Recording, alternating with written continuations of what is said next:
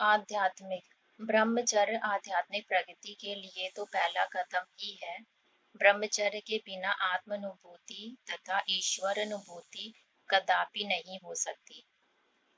6 आर्थिक मनुष्य वासना भोग द्वारा अपनी शक्ति का क्षय करके कमजोर होता है और कमजोरी की पूर्ति के लिए उसे शक्तिवर्धक पदार्थों को अधिक मात्रा में लेने की जरूरत महसूस होती है। या तो वह डॉक्टरों के पास जाकर टॉनिक और विटामिन की गोलियां या ताकत के इंजेक्शन लगवाता फिरता है। अधिक संतानोत्पत्ति से भी उसका खर्च बढ़ जाता है और वासना वाला व्यक्ति सिनेमा, होटल, शराब, फैशन इत्यादि की ओर भी प्रवृत्त होता है। सामाजिक व्यक्ति के सुधार से समाज का भी आर्थिक, नैतिक तथा सांस्कृतिक ढांचा सुधरेगा। विचारों में पवित्रता, शब्दों में पवित्रता। शब्द हमारी आंतरिक दुनिया, हमारी आंतरिक स्थिति को दर्शाता है। कर्मेंद्रियों पर नियंत्रण करने की शक्ति की आवश्यकता है। मीठा बोलो, धीरे बोलो, कम बोलो। आत्मचेतना आनंदमय जीवन की चाबी है। आत्मचेतना क्या है? जब हम जागरूकता की स्थिति में होते हैं कि मैं एक आत्मा हूँ और यह भौतिक शरीर नहीं है, तो हमारी शक्तियाँ असीमित होती हैं, क्योंकि आत्मा किसी चीज से सीमित नहीं है। दूसरे शब्दों में व्यक्ति इस भान के साथ सोचता है, महसूस करता है, कार्य करता है, प्रतिक्रिया करता है आदि कि वह और आत्मा को संदर्भ करता है, शरीर का मालिक है। मुरली सुलझने से पहले 5 मिनट योग में बैठें। 7 दिनों का कोर्स परिचय। मनुष्य अपने जीवन में कई पहेलियां हल करते हैं और उसके फलस्वरूप इनाम पाते हैं, परंतु इस छोटी सी पहेली का हल कोई नहीं जानता कि मैं कौन हूँ। यूं तो हर एक मनुष्य सारा दिन मैं कहता ही रहता है, परंतु यदि उससे पूछा जाए कि मैं कहने वाला कौन है, तो वह कहेगा कि मैं कृष्णचंद हूँ या मैं लालचंद हूँ। आत्मा क्या है और मन क्या है? मैं शब्द शरीर से भिन्न चेतन सत्ता आत्मा का सूचक है। जैसे कि चित्र में दिखाया गया है, मनुष्य और जीव आत्मा, आत्मा और शरीर को मिलकर बनता है। जैसे शरीर 5 तत्वों जल, वायु, अग्नि, आकाश और पृथ्वी से बना हुआ होता है, वैसे ही आत्मा मन, बुद्धि और संस्कार में होती है। आत्मा में ही विचार करने और निर्णय करने की शक्ति होती है तथा वह जैसा कर्म करती है उसी के अनुसार उसके संस्कार बनते हैं। आत्मा एक चेतन एवं अविनाशी ज्योति बिंदु है, जो कि मानव देह में भ्रकुटी में निवास करती है। जैसे रात्रि को आकाश में जगमगाता हुआ तारा एक बिंदु सा दिखाई देता है, वैसे ही दिव्य दृष्टि द्वारा आत्मा भी एक तारे की तरह ही दिखाई देती है। आत्मा का वास प्रकृति में होने के कारण ही मनुष्य गहराई से सोचते समय यही हाथ लगाता है। आत्मा का यहाँ वास होने के कारण ही भक्त लोगों में यहाँ ही बिंदी अथवा तिलक लगाने की प्रथा है। यहाँ आत्मा का संबंध मस्तिष्क से जुड़ा है और मस्तिष्क का संबंध सारे शरीर में फैले ज्ञान तंतुओं से है। परंतु आज आत्मा स्वयं को भूलकर देह, स्त्री, पुरुष, बूढ़ा, जवान इत्यादि मान बैठी है। यह देह अभिमान ही दुख का कारण है। जैसे ड्राइवर मोटर का नियंत्रण करता है, उसी प्रकार आत्मा शरीर का नियंत्रण करती है। डे 2, दूसरा दिन। 3 लोक कौन से हैं और शिव का धाम कौन सा है? हम उस धाम को भूल गए हैं और वापस भी नहीं जा सकते हैं। पहला है साकार मनुष्य लोक। सामने चित्र में दिखाया गया है कि एक है यह साकार मनुष्य लोक, जिसमें इस समय हम हैं। इसमें सभी आत्माएं हड्डी मांस आदि का स्थूल शरीर लेकर कर्म करती हैं और उसका फल सुख दुख के रूप में भोगती हैं तथा जन्म मरण के चक्कर में भी आती हैं। इस लोक में संकल्प, ध्वनि और कर्म तीनों हैं। इसे ही 5 तत्व की सृष्टि अथवा कर्म क्षेत्र भी कहते हैं। यह सृष्टि आकाश तत्व के अंश मात्र में है। इसके सामने त्रिलोक के चित्र में उल्टे वृक्ष के रूप में दिखाया गया है, क्योंकि इसके बीज रूप परमात्मा शिव, जो कि जन्म मरण से न्यारे हैं, ऊपर रहते हैं। दूसरा है सूक्ष्म देवताओं का लोक। इस मनुष्य लोक के सूर्य तथा तारागण के पार आकाश तत्व के भी पार एक सूक्ष्म लोक है, जहाँ प्रकाश ही प्रकाश है। उस प्रकाश के अंश मात्र में ब्रह्मा, विष्णु तथा महादेव शंकर की अलग अलग पुरियां हैं। इनमें इन देवताओं के शरीर हड्डी मांस आदि के नहीं बल्कि प्रकाश के हैं। इन्हें दिव्य चक्षु द्वारा ही देखा जा सकता है। यहाँ दुख अथवा अशांति नहीं होती। यहाँ संकल्प तो होते हैं और क्रियाएं भी होती हैं और बातचीत भी होती है, परंतु आवाज नहीं होती। तीसरा है ब्रह्मलोक और परलोक। इन पुरियों के भी पार एक और लिख है, जिसे ब्रह्मलोक, परलोक, निर्वाण धाम, मुक्ति धाम, शांति धाम, शिवलोक इत्यादि नामों से याद किया जाता है। इसमें सुनहरे लाल रंग का प्रकाश फैला हुआ है, जिसे ही ब्रह्म तत्व, छठा तत्व अथवा महत्व कहा जा सकता है। इसके अंश मात्र ही में ज्योतिर्बिंदु आत्माएं मुक्ति की अवस्था में रहती हैं। यहाँ हर एक धर्म की आत्माओं के संस्थान और सेक्शन है। उन सभी के ऊपर सदा मुक्त चैतन्य ज्योति बिंदु रूप परमात्मा सदा शिव का निवास स्थान है। इस लोक में मनुष्य आत्माएं कल्प के अंत में सृष्टि का महाविनाश होने के बाद अपने अपने कर्मों का फल भोगकर तथा पवित्र होकर ही जाती हैं। यहाँ मनुष्य आत्माएं देह बंधन, कर्म बंधन तथा जन्म मरण से रहित होती हैं। यहाँ न संकल्प है, न वचन और न कर्म। इस लोक में परमपिता परमात्मा शिव के सिवाय अन्य कोई गुरु इत्यादि नहीं ले जा सकता। इस लोक में जाना ही अमरनाथ, रामेश्वरम अथवा विशेश्वर नाथ ही सच्ची यात्रा करना है, क्योंकि अमरनाथ परमात्मा शिव यहीं रहते हैं। निराकार परमपिता परमात्मा और उनके दिव्य गुण। परमात्मा शिव ज्योति बिंदु स्वरूप है, incorporeal God and his attributes. भगवान कहते हैं, है वत्सों, मैं नाम से न्यारा या सर्वव्यापी नहीं हूँ, बल्कि मेरा नाम शिव है और मेरा अव्यक्त स्वरूप ज्योति बिंदु है। ब्रह्मा, विष्णु और शंकर का भी रचयिता होने के कारण मैं त्रिमूर्ति भी कहलाता हूँ। अब मैं प्रजापिता ब्रह्मा के तन में दिव्य प्रवेश करके पूना सच्चा गीता ज्ञान और सहज राजयोग सिखा रहा हूँ और सत्ययुगी देवी स्वराज्य की स्थापना करा रहा हूँ। अतः आप पूर्ण पवित्र बनो और राजयोगी बनो, तो मैं आपको 21 जन्मों के लिए जाने वाली देवी सृष्टि और वैकुंठ स्वर्ग में राज्य और भाग्य का ईश्वरीय जन्म सिद्ध अधिकार दूंगा। प्राय सभी मनुष्य परमात्मा को है पिता, है दुखहर्ता और सुखहर्ता प्रभु, ओ हेवनली गॉड फादर इत्यादि संबंध सूचकों शब्दों से याद करते हैं, परंतु यह कितने आश्चर्य की बात है कि जिसे वे पिता कहकर पुकारते हैं, उसका सत्य और स्पष्ट परिचय उन्हें नहीं है और उसके साथ उनका अच्छी रीति स्नेह और संबंध भी नहीं है। परिचय और स्नेह न होने के कारण परमात्मा को याद करते समय भी उनका मन एक ठिकाने पर नहीं टिकता। परमपिता परमात्मा का दिव्य नाम और उनकी महिमा। परमपिता परमात्मा का नाम शिव है। शिव का अर्थ कल्याणकारी है। परमपिता परमात्मा शिव ही ज्ञान के सागर, शांति के सागर, आनंद के सागर और प्रेम के सागर है। वहाँ ही पतितों को पावन करने वाले, मनुष्य मात्र को शांति धाम तथा सुख धाम की राह दिखाने वाले गाइड, विकारों तथा काल के बंधन से छुड़ाने वाले लिबरेटर और सब प्राणियों पर रहम करने वाले मर्सीफुल है। मनुष्य मात्र को मुक्ति और जीवन मुक्ति का अथवा गति और सदगति का वरदान देने वाले भी एकमात्र वही है। वह दिव्य बुद्धि के दाता और दिव्य दृष्टि के वरदाता भी है। मनुष्य आत्माओं को ज्ञान रूपी सोम अथवा अमृत पिलाने तथा अमर पद का वरदान देने के कारण सोमनाथ तथा अमरनाथ इत्यादि नाम भी उन्हीं के हैं। वहाँ जन्म मरण से सदा मुक्त, सदा एक रस, सदा जगती ज्योति, सदा शिव। परमपिता परमात्मा का दिव्य रूप। परमपिता परमात्मा का दिव्य रूप एक ज्योति बिंदु के समान दिए की लौ जैसा है। वह रूप अति निर्मल, स्वर्णमय, लाल, गोल्डन रेड और मनमोहक है। उस दिव्य ज्योतिर्मय रूप को दिव्य चक्षु द्वारा ही देखा जा सकता है और दिव्य बुद्धि द्वारा ही अनुभव किया जा सकता है। परमपिता परमात्मा के उस ज्योति बिंदु रूप की प्रतिमाएं भारत में शिवलिंग नाम से पूजी जाती है और उनके अवतरण की याद में महाशिवरात्रि भी मनाई जाती है।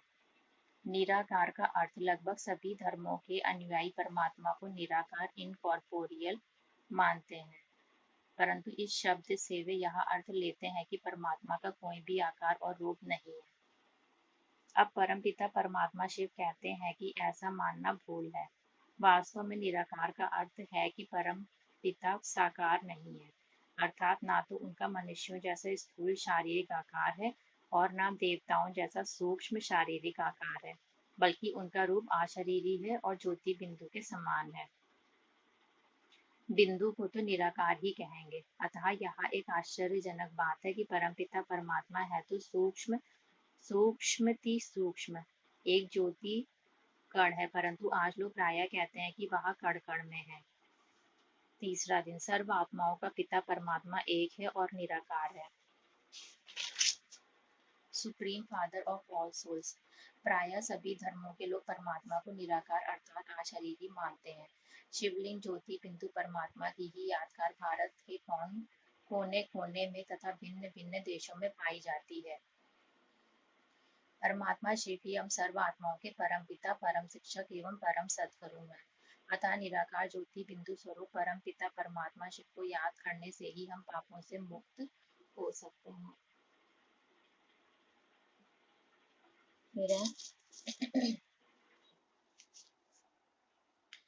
पापों से मुक्त हो सकते हैं। प्रायः सभी धर्मों के लोग कहते हैं कि परमात्मा एक है और सभी का पिता है और सभी मनुष्य आपस में भाई भाई हैं, परंतु प्रश्न उठता है कि वहाँ एक पारलौकिक परम पिता कौन है जिसे सभी मानते हैं। आप देखेंगे कि भले ही हर एक धर्म के स्थापक अलग अलग हैं, परंतु हर एक धर्म के अनुयायी निराकार ज्योति स्वरूप परमात्मा शिव की प्रतिमा शिवलिंग को किसी न किसी प्रकार से मान्यता देते हैं। शिव का स्मृति चिन्ह सभी धर्मों में है। अमरनाथ, विश्वनाथ, सोमनाथ और पशुपतिनाथ इत्यादि मंदिरों में परमपिता परमात्मा शिव ही के स्मरण चिन्ह हैं। गोपेश्वर तथा रामेश्वर के जो मंदिर हैं उनमें स्पष्ट है कि शिव श्री कृष्ण तथा श्री राम के भी पूज्य हैं। राजा विक्रमादित्य भी शिव ही की पूजा करते थे। मुसलमानों के मुख्य तीर्थ मक्का में भी एक इसी प्रकार का पत्थर है जिसे कि सभी मुसलमान यात्री बड़े प्यार से व सम्मान से चूमते हैं। उसे वे संगे अस्वद कहते हैं और इब्राहिम तथा मोहम्मद द्वारा उनकी स्थापना हुई मानते हैं। परंतु समयांतर में सभी धर्मों के लोग यह मूल बात भूल गए हैं कि शिवलिंग सभी मनुष्यात्माओं के परमपिता का स्मरण चिन्ह है। परमपिता परमात्मा और उनके दिव्य कर्तव्य। सामने परमपिता परमात्मा ज्योति बिंदु शिव का जो चित्र दिया गया है उस द्वारा समझाया गया है कि कलयुग के अंत में धर्म ग्लानि अथवा अज्ञान रात्रि के समय शिव सृष्टि का कल्याण करने के लिए सबसे पहले 3 सूक्ष्म देवता ब्रह्मा, विष्णु और शंकर को रचते हैं और इस कारण शिव त्रिमूर्ति कहलाते हैं। 3 देवताओं की रचना करने के बाद वह स्वयं इस मनुष्य लोक में एक साधारण एवं वृद्ध भक्त के तन में अवतरित होते हैं, जिनका नाम वे प्रजापिता ब्रह्मा रखते हैं। प्रजापिता ब्रह्मा द्वारा ही परमात्मा शिव मनुष्यात्माओं को पिता, शिक्षक तथा सद्गुरु के रूप में मिलते हैं और सहज गीता ज्ञान तथा सहज राजयोग सिखाकर उनकी सद्गति करते हैं, अर्थात उन्हें जीवन मुक्ति देते हैं। शंकर द्वारा कलयुगी सृष्टि का महाविनाश। कलयुग के अंत में प्रजापिता ब्रह्मा द्वारा सतयुग देवी सृष्टि की स्थापना के साथ परमपिता परमात्मा शिव पुरानी आसुरी सृष्टि के महाविनाश की तैयारी भी शुरू करा देते हैं। परमात्मा शिव शंकर के द्वारा विज्ञान गार्विद साइंस प्राउड तथा विपरीत बुद्धि अमेरिकन लोगों तथा यूरोप वासियों और यादवों को प्रेरक कर उन द्वारा एटम और हाइड्रोजन बम और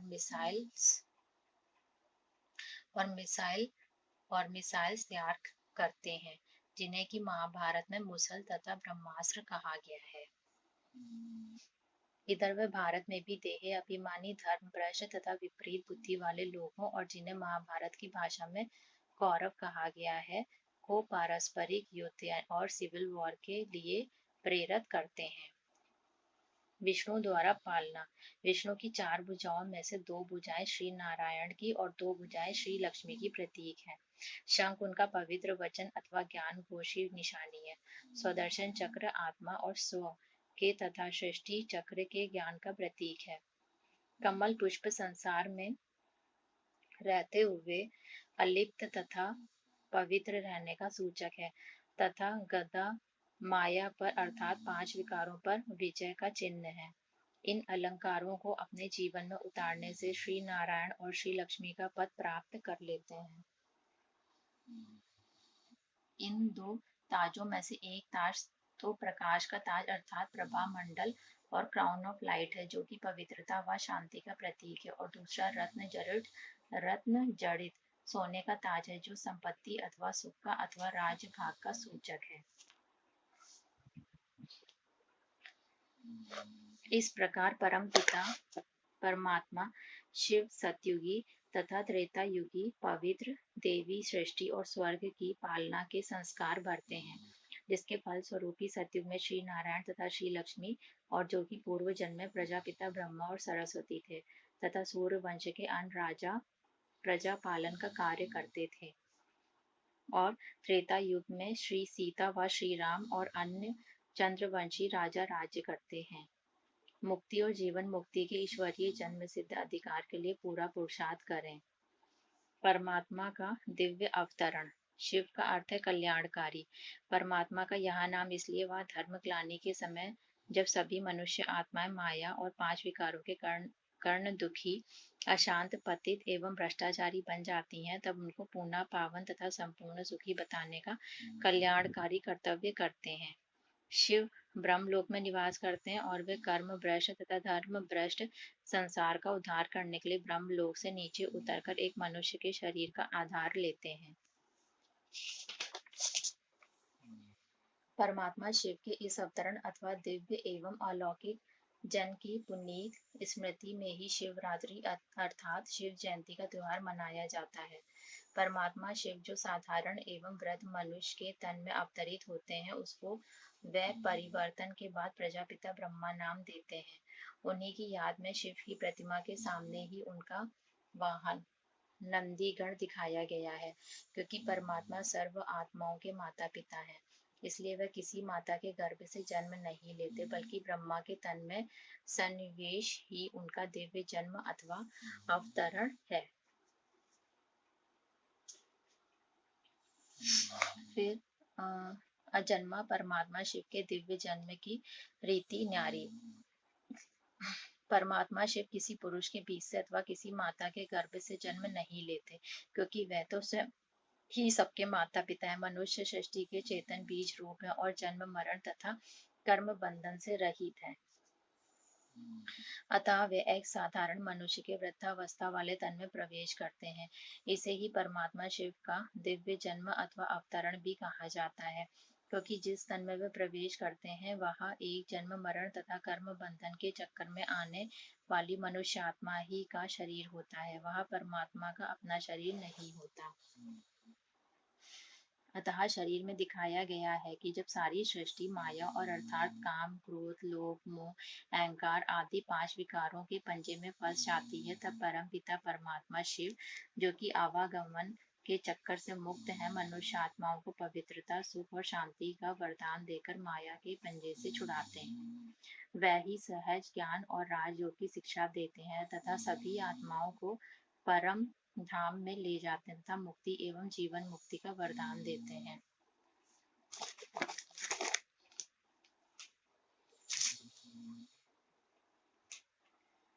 वरदान देते हैं। शिवरात्रि का त्योहार फाल्गुन मास, जो कि विक्रमी संवत का अंतिम मास होता है, में आता है। उस समय कृष्ण पक्ष की चतुर्दशी होती है और पूर्ण अंधकार होता है। उसके पश्चात शुक्ल पक्ष का आरंभ होता है और कुछ ही दिनों बाद नया संवत आरंभ होता है। अतः रात्रि की तरह फाल्गुन की कृष्ण चतुर्दशी भी आत्माओं को अज्ञान अंधकार विकार अथवा आसुरी लक्षणों की पराकाष्ठा के अंतिम चरण का बोधक है। इसके पश्चात आत्माओं का शुक्ल पक्ष अथवा नया कल्प प्रारंभ होता है, अर्थात अज्ञान और दुख के समय का अंत होकर पवित्र तथा सुख का समय शुरू होता है। परमात्मा शिव अवतरित होकर अपने ज्ञान, योग तथा पवित्रता द्वारा आत्माओं में आध्यात्मिक जागृति उत्पन्न करते हैं। इसी महत्व के फलस्वरूप भक्त लोग शिवरात्रि को जागरण कहते हैं। इस दिन मनुष्य उपवास, व्रत आदि भी रखते हैं। उपवास, उप यानी निकट, वास यानी रहना का वास्तविक अर्थ है ही परमात्मा के समीप हो जाना। अब परमात्मा से युक्त होने के लिए पवित्रता का व्रत लेना जरूरी है। शिव और शंकर में अंतर। बहुत से लोग शिव और शंकर को एक ही मानते हैं, परंतु वास्तव में इन दोनों में भिन्नता है। आप देखते हैं कि दोनों की प्रतिमाएं भी अलग अलग आकार वाली होती हैं। शिव की प्रतिमा अंडाकार अथवा अंगुष्ठाकार होती है, जबकि महादेव शंकर की प्रतिमा शारीरिक आकार वाली होती है।